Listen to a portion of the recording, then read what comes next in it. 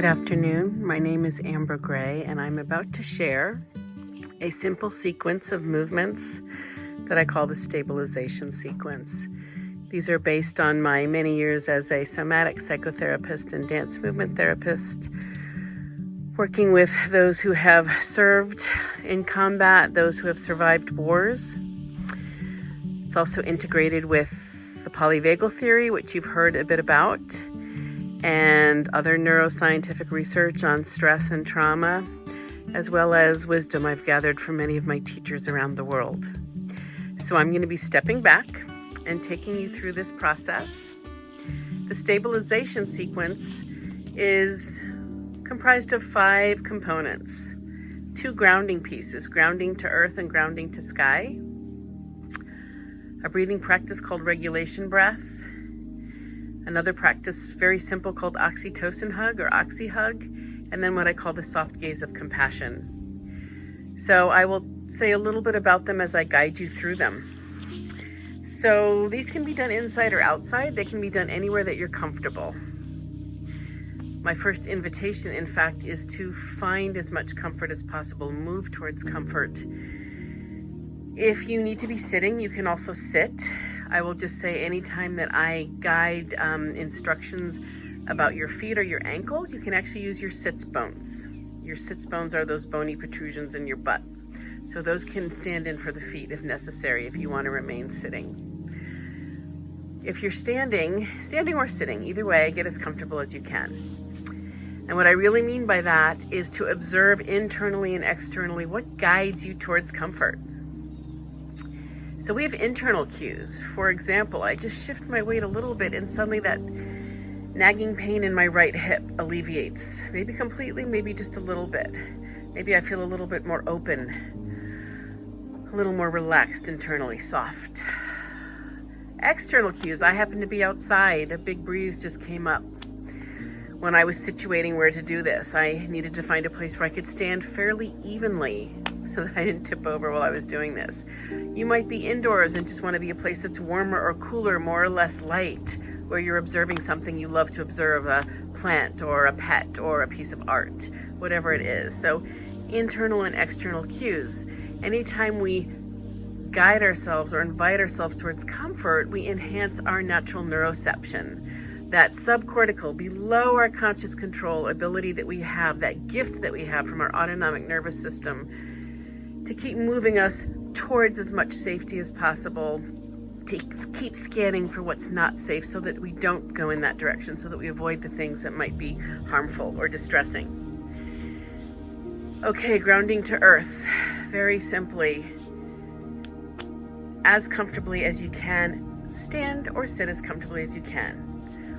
When I'm standing, I like to have my feet approximately hip width apart. I'm going to stand back a little bit because there's a little rise in the land here. And just take a moment to notice your weight. Take a baseline of your weight. And what I mean by that literally is to notice how present you are. Our weight is the physicality of our presence. So if weight seems abstract, it's not how much we weigh, it's can we feel our weight, our substance. If that's a bit abstract, one thing you can do is notice all the points of contact between your body and the earth or chair or couch or floor. So if it's your feet, notice all the points of contact. Is your weight evenly distributed on each foot? Often there's one foot that's kind of like, kind of got the earth, but I'm not so sure. And another one might feel like really connected.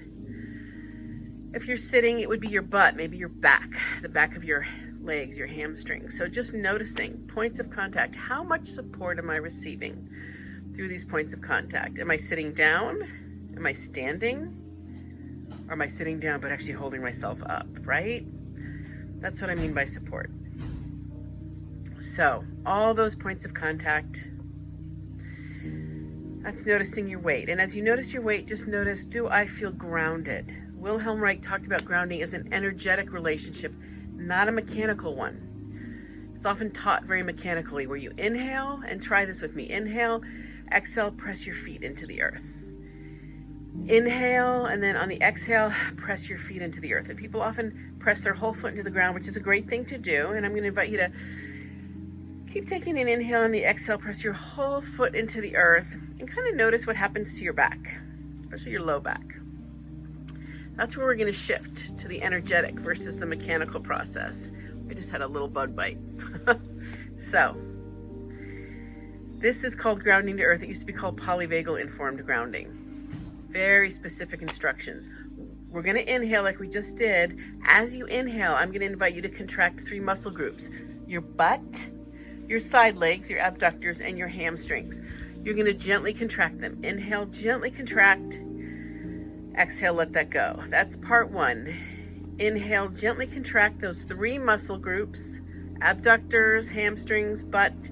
Exhale, let it go. Keep doing that. When I say gently, here's what I mean. 10% of your strength will engage your connective tissue. 20% will engage your voluntary muscles. Voluntary muscles, big muscle groups. Phasic muscles, red, strong. That can be good if we're really just, kind of gets our blood going, gets our energy going. Connective tissue, that's the gentler one. If you only use 10% of your strength, you're in that outer filmy white webby layer of connective tissue, fascia, that actually contains us. It gathers our muscles, holds our shape, but it's also an inner network, a web. So it's also very connecting, very containing and connecting. You choose. You're inhaling 10 to 20% of your strength, exhaling, letting that go.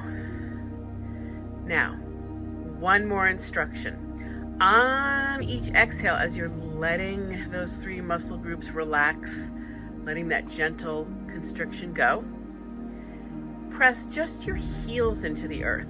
Just your heels. Not your whole foot. You don't have to roll up onto your toes, but just gently press. It's almost an energetic, as Wilhelm Reich said, an energetic press. Just your heels into the earth. Inhale, gathering, constricting, contracting, whatever word you like to use, gathering the muscles. 10 to 20% of your strength. Exhaling, let that gathering, that contracting go, pressing just your heels into the earth. Do that several times. This is a practice that some of you might feel a shift in 4 to 5 breaths. Some of you might want to do 10, 20, 30, 50 breaths. You might want to pause and try it again later. Inhaling that gentle contraction, 10 to 20% of your strength, butt, hamstrings, abductors. Exhale. Letting that go, letting that gathering go while you press just your heels into the earth. And just notice as you do this, is there a shift in your weight, your physicality of your presence? How much support are you receiving? Each foot, each butt cheek if you're sitting. If you're sitting again, you're using your sits bones to press, not your foot. You can also use your foot if it's touching the earth. How much more grounded or connected do you feel? Do a few more with me and notice what happens with your low back as you do this action of gathering on the inhale and pressing or pushing gently just through the heels. Notice if there's a slightly different action in your back, especially your low back. A few more breaths, and I'm going to invite you to pause and just notice if there's a shift in your sense of weight and your sense of ground. Just take a moment to appreciate that. We take a baseline so that we can see if there's any change or shift. Most of us engage in practices like this, just like we engage in any healing or therapeutic activity, because we're interested in some kind of change. It's okay if nothing changes. Our body can remain quite steadfast until the time is right for change. That's the power of the human body. Sometimes the change is actually not so comfortable, and that may be part of our healing journey.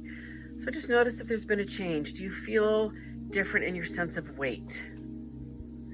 Do you feel more or less grounded?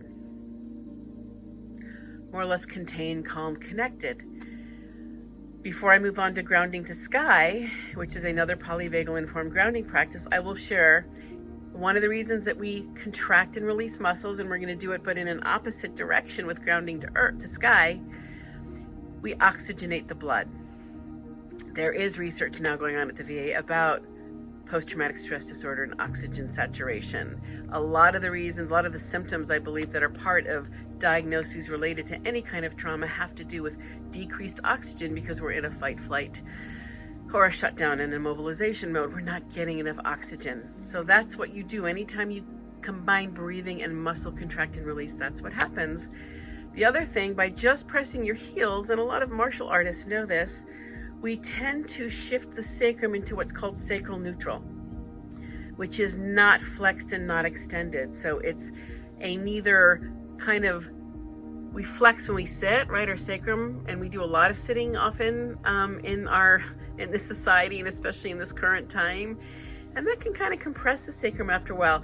Likewise, if it's extended all the time, if we're in that mobilized, sort of very upright state, that's great. It can be energizing. But it's also active, and there may not be enough rest. Sacral neutral is between those. It's a nice floaty space, and it promotes vagal tone. So it actually invites that scientific measure of vagal tone. It invites us to shift towards a state of social engagement. That's what vagal tone means. We're going to shift towards social engagement.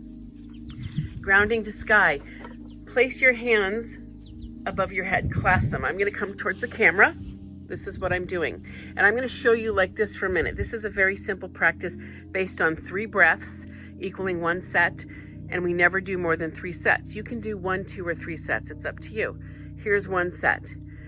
I inhale, and on the exhale, I give a good tug to my fingers. That's breath 1. Breath 2. Inhale, exhale. Inhale, 3rd breath, but you're doing it like this.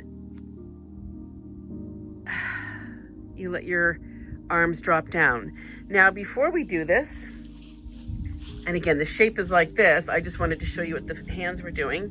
Just notice if there's any tension, jaw, neck. Often we feel like we have the weight of the world on our shoulder. Any tension there? It's where we hold a lot of attention. Our heart space can be kind of crowded if we're bending over like this, if we're hunched over, if we're feeling that we just can't let go, that we just can't drop some of the burdens we're carrying. If we're a caretaker, if we're somebody who's caring for a lot of other people. Likewise, if we sit at a computer a lot, or if we just have a certain amount of fear, a lot of that can manifest in tension up here. Let's try it. Let's do 1 set together. Breathe at your own rhythm, please. It's 3 counts. Inhale, and on the exhale, a good pull. So you're feeling that in your deltoids and your shoulders. Inhale again. 2nd exhale. Good pull. It's on the 3rd exhale that we pull our fingers apart and let our arms float down. And see if there's any shift in your neck. The sternocleidomastoid, this big muscle here, and the levator scapula. It actually connects our head to our heart. So many connections here between the head and the heart. Literally, the neck that holds this heavy head up. All those thinking patterns we have. All the worries we have. So if you want to do another set, I'm actually going to move on to the next 3 practices. That is grounding to sky. We did grounding to earth. Grounding to sky. Grounding to earth. You inhale and contract. Grounding to sky, you contract on the exhale. Those are both grounding practices to connect us to earth and sky. With grounding to sky, you're working the deltoids and the upper connective tissue. Again, if you pull really hard, you might get into those muscles. If you pull a little less hard, you'll get into the connective tissue. A little more soft opening. That's also a practice that can very gently open the heart just enough. It's very courageous to open our heart, so we might open it just enough to be seen and a little bit vulnerable. It's important that we gauge our own vulnerability and pace it. The next 3 practices are quite quick, and I just want to say I'm doing it in this particular order today. These can all be done individually. They can be done in any order. I'm just doing it this way today. Regulation breath is very simple. Place your hand on your sternum, that bony shield, on top of your just courageously opened heart after doing grounding to sky. And I'm going to invite you just to very simply notice, and I'm actually going to come closer now. Notice if you can feel any sternal movement while you breathe. Do you feel any movement in your sternum while you breathe? If you don't, it's okay. if you do, notice the direction of it.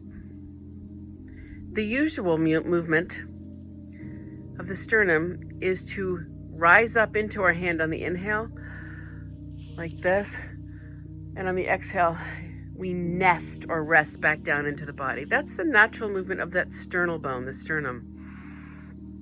Sometimes it does the opposite thing, and there's very good reasons for that, and that's okay.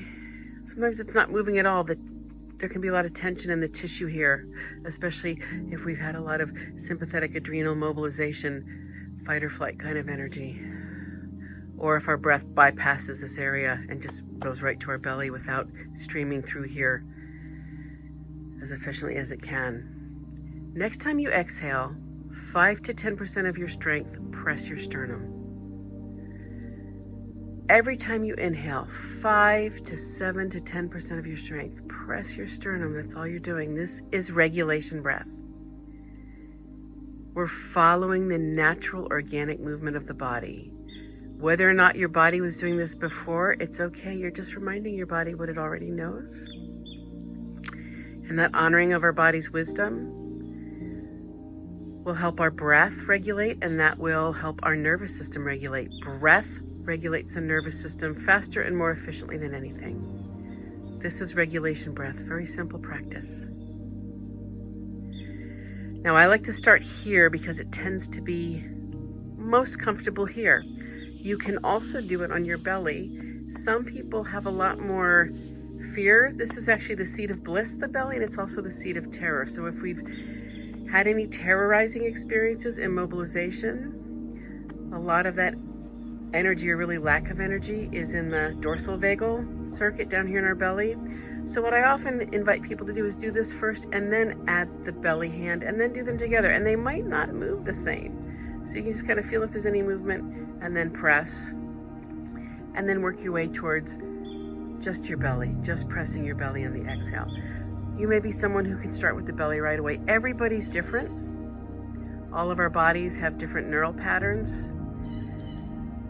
Whatever is comfortable. The sternum and the belly.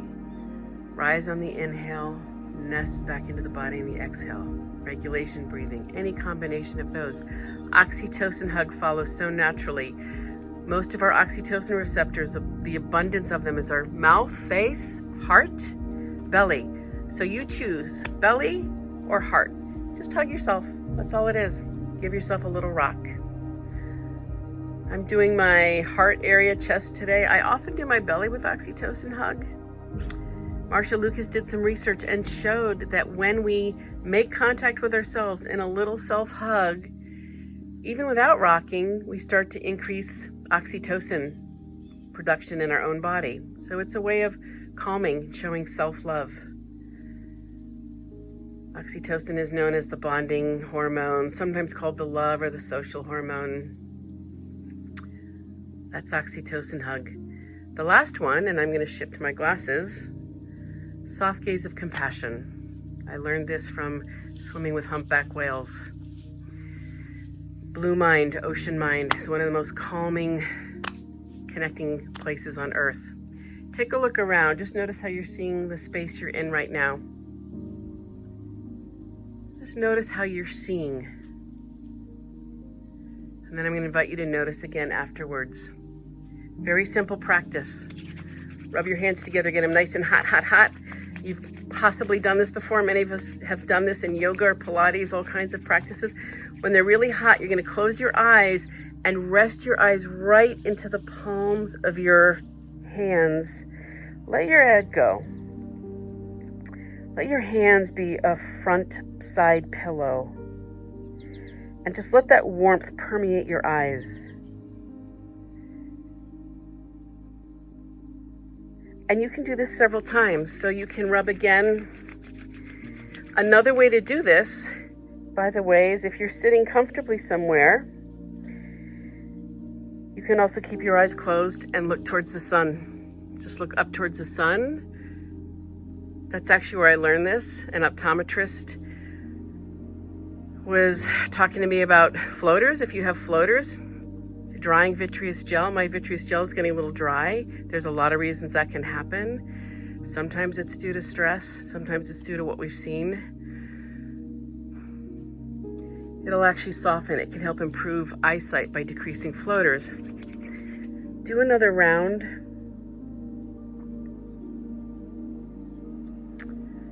And then when you're ready, just open your eyes and look at the space you're in again and just see if it looks a little different. Notice everything about the space, the texture, the color. I also invite you to notice field or panoramic versus focused. One of the things that happens in states of traumatization is we can overfocus or we can be distracted. So one of the things this can do, this practice, is restore balance between focused and field or panoramic. I notice more peripheral vision, which I think is a helpful thing, and that's where the compassion comes in. The more we can take in all of the space surrounding a person or a situation, often the more compassionate we can be.